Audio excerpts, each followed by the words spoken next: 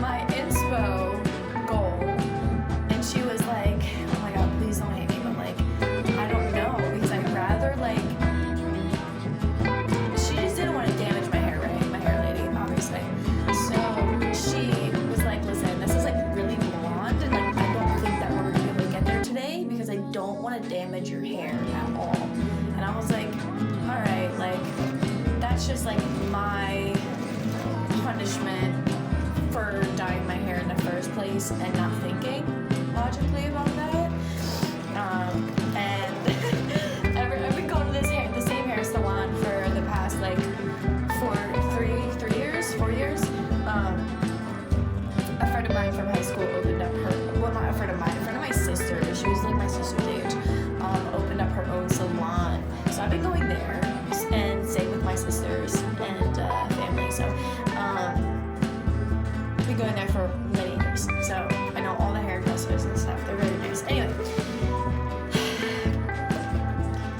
we're sitting there, right? And she's putting, she's doing the whole balayage thing, and she's putting the bleach in my hair. And she just happens to like want to take a peek at one of the foils down at the bottom within like 20 minutes, I think, like 15 minutes, I think. 20 minutes, 15 minutes. She looked at the foil, she looked at my hair, and she was like, oh my god. She's like, Sarah. And I was like, what? Like, did my hair fry off? And she was like, no. She's like, your hair, literally, like, the process is crazy. Like, she did not think my hair would get that light, that fast. And my hair never got damaged during this whole process. So it was very fortunate, but I know not to dye my hair myself again and not act out of what I'm feeling. Like, know that. And I've been doing really well with that. I've been working a lot on, I don't know if you guys know emotional regulation. So taking control of your emotions, like controlling your emotions. I'm sorry, I'm a little stuffed up.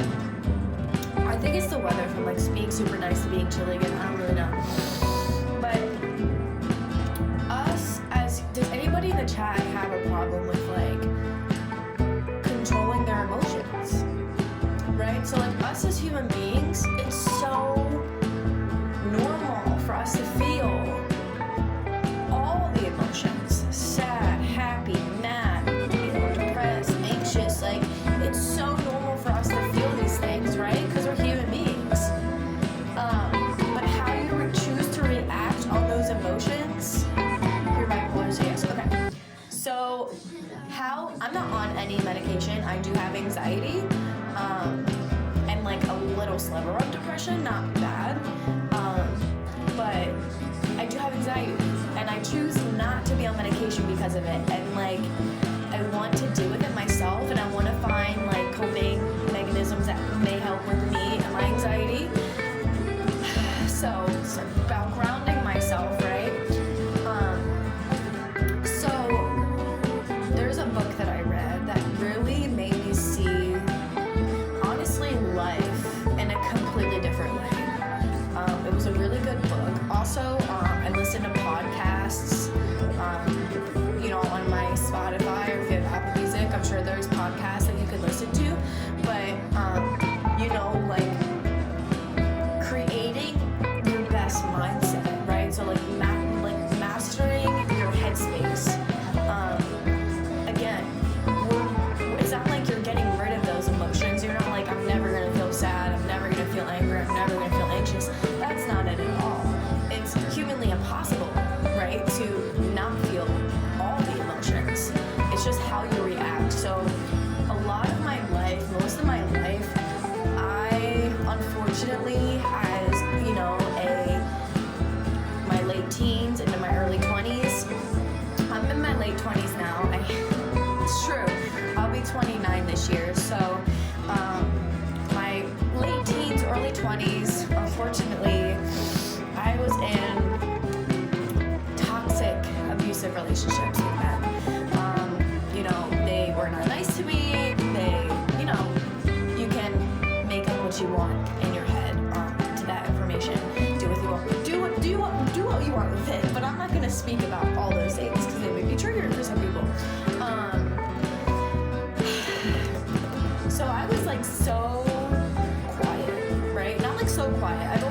social butterfly.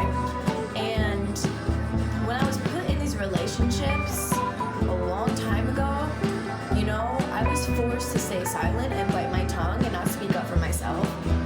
And then with my daughter's father, I think that was like my first, like, you know, it was pretty normal, other than, you know, we just wanted it to be, and that's okay. It was my probably healthiest relationship when I met my daughter's father at that time, right? And I didn't know that. I mean, of course, there are things that he may have lacked in. You know, I'm a huge communicator, and, you know, that's fine. Some people aren't. I like to get deep, and some people don't. It's fine.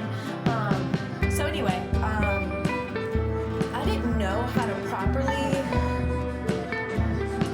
react on my emotions. I do have PTSD, but I don't let that define me, and I don't let that, like, control my life. Everything that happened to me is, you know, really unfortunate. However, I'm not going to dwell on it. I'm not going to take it back, because it made me into the person I am today, and that's a very strong woman. I'm a very strong woman. I've been through a lot of stuff. I do not drink. I do not do anything except I'm a little bit of a little nicotine. But any other than that, no, nothing. And I didn't recognize until, like, within the past, like, you know, maybe 5 months that, you know, this is